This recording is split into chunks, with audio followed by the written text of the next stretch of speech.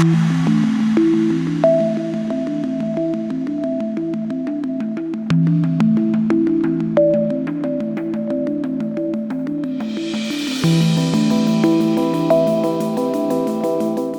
में मेटान्यूमो वायरस का एक आउटब्रेक है और सीरियस है।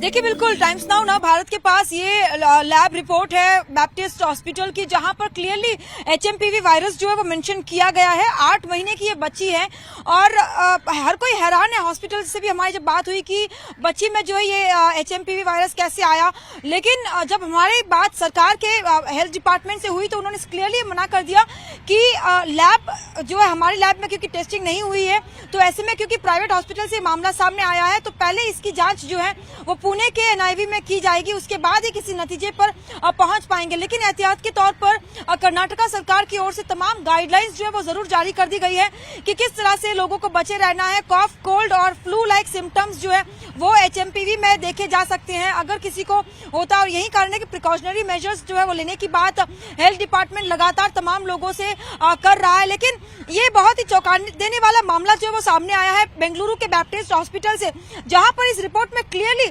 एचएमपीवी वायरस जो है वो मेंशन किया एक 8 महीने की बच्ची के अंदर।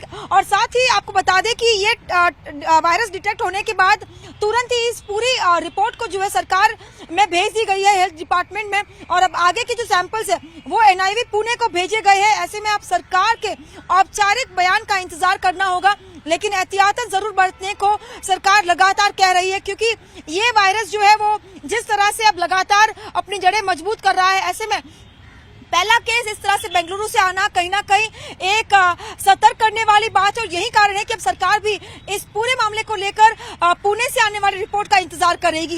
ये जो वायरस है ये इंडिया में पहले से ही कई बार सर्दियों में आता है और अभी तक जो भी इसके केसेस हमने देखे हैं वो माइल्ड होते हैं। इस वायरस की वजह से अस्थमा के पेशेंट्स, सीओपीडी और क्रॉनिक लंग डिजीजेस के पेशेंट्स को एक्सैसरबेशन ऑफ उनके सिम्टम्स हो जाता है, उनकी ब्रेथलेसनेस बढ़ जाती है, बुखार आता है, तो डिजीज को ये इरिटेट करता है। बट ज़्यादा मेजर इसके फॉर्म नहीं नज़र आते हैं। मोस्टली ये जो इंडिया में हमने देखा है मेटान्यूमो वायरस का स्टेन, ये स्टेन माइल्ड ही माना जाता है। सर अगर हम उसकी सीरियसनेस की बात करें तो चाइना में इसका आउटब्रेक ऑलरेडी बोल रहे हैं, चाइना का आउटब्रेक है। सो प्राइमरी सिम्टम्स क्या हैं?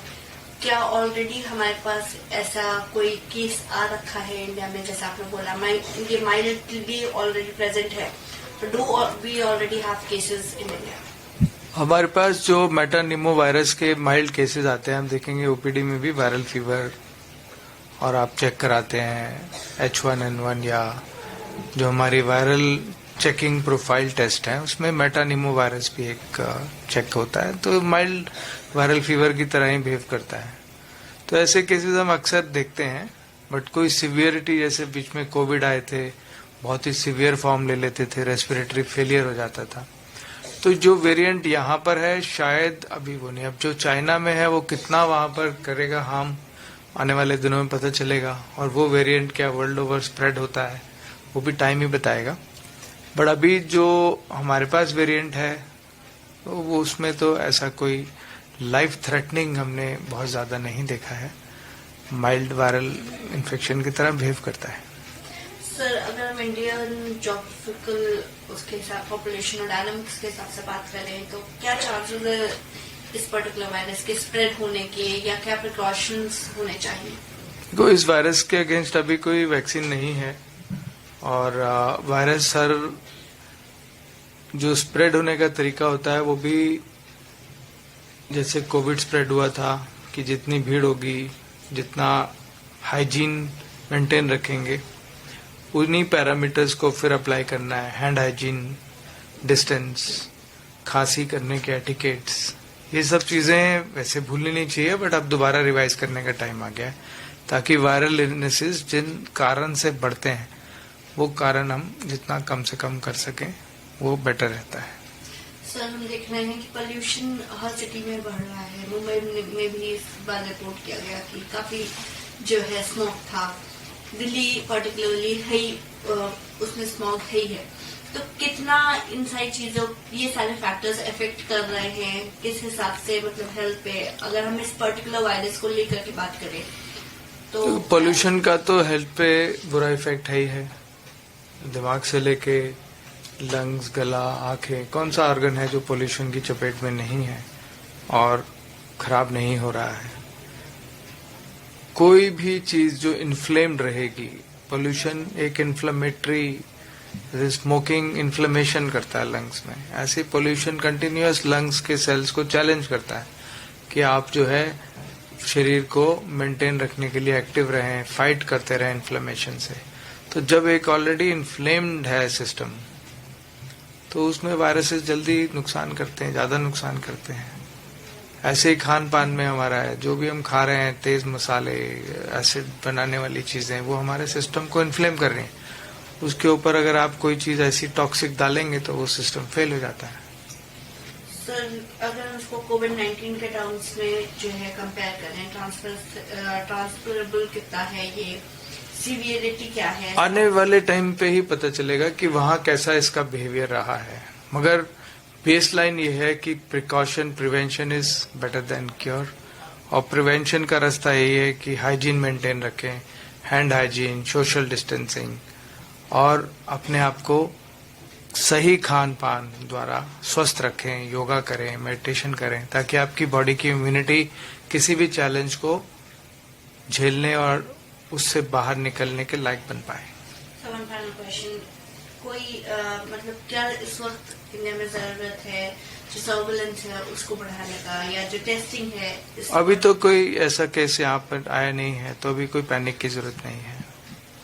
सर हम जिस हिसाब से हमने कोविड देखा 5 साल पहले, तो क्या जो हमारे हॉस्पिटल्स हैं वो उतने इक्विप्ड है इस वक्त ऐसे किसी भी आउटब्रेक को डील करने के? देखो, ये मेरा पर्सनल वो है कि जब कोविड आया था तो हम जितने भी हमारे हॉस्पिटल्स थे इंडिया में, उन्होंने बहुत ही अच्छी तरह से उसका मुकाबला किया। गवर्नमेंट ने इतनी अच्छी तरह से उसको हैंडल किया, टेस्टिंग, केसेस को मैनेज करना, it was an example to the world. तो इस तरह से कोई भी चैलेंज आएगा तो हम लोग उसको अच्छी तरह से समर्थ हैं डील करने में, चाहे वो हॉस्पिटल्स हों, चाहे हमारा इंफ्रास्ट्रक्चर हो, हेल्थ केयर वर्कर्स हों। हम लोग पहले भी जीते थे और आगे भी कोई क्राइसिस आती है तब भी हम जीतेंगे। ऐसा कुछ खबरें चल रही हैं मीडिया में जिसमें ये कहा गया है कि चाइना में मेटान्यूमो वायरस का एक आउटब्रेक है और सीरियस है। हमें ऐसा नहीं लगता, इन द सेंस कि यहाँ पे मेटान्यूमो वायरस एक नॉर्मल रेस्पिरेटरी वायरस है जो जुकाम जैसी बीमारी करता है, या कुछ लोगों में फ्लू जैसे सिम्टम्स हो सकते हैं, खासकर जो बहुत बूढ़े लोग हैं या बहुत 1 साल से कम उम्र के बच्चे हैं। लेकिन ऐसी कोई सीरियस बीमारी नहीं है जिससे चिंता करने की जरूरत है। इन दिनों, सर्दी के दिनों में रेस्पिरेटरी वायरस इन्फेक्शंस होते हैं और हमारे हॉस्पिटल्स और इंस्टीट्यूशंस इनको हैंडल करने के लिए तैयार हैं। बेड्स की भी अवेलेबिलिटी है, ऑक्सीजन वगैरह की भी अवेलेबिलिटी है। स्पेसिफिकली दवाइयां चाहिए नहीं होती बिकॉज इसके अगेंस्ट कोई स्पेसिफिक एंटीवायरल ड्रग्स है नहीं। जहां तक कि हमारे यहाँ का डेटा का सवाल है, कोई ऐसा बहुत ज्यादा केसेस नहीं आ रहे हैं, ना तो हमारे हॉस्पिटल्स में, ना ही हमारे डेटा में जो आईडीएसपी पे आता है, जो आईसीएमआर का डेटा है, उसके हिसाब से नॉर्मल इंक्रीज जो सर्दियों में होता है वही है, उससे ज्यादा सीरियस कुछ नहीं है। तो चिंता करने की आवश्यकता देश को नहीं है इस वक्त।